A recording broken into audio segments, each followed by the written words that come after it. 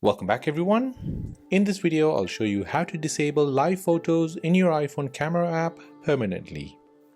So sometimes when you start your iPhone camera, by default, live photo is turned on and you continue to take the photos as normal. Live photo is this icon here at the top right of the screen. However, you need to be careful as live photo actually takes a photo and also a 3-second video with audio. Now, the dangerous part is when you send this photo over to another iPhone user via message, the receiver can see this photo as a video and also hear the audio on it. So if you're bad mouthing or swearing, this will be heard by the receiver. So let me show you how to avoid this and turn off live photo permanently.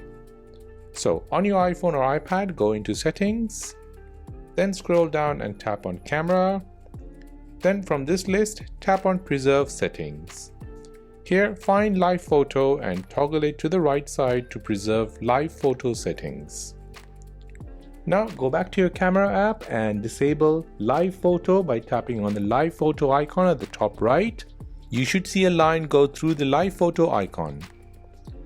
Now close the app, and next time when you open the camera app, by default, live photo will be disabled.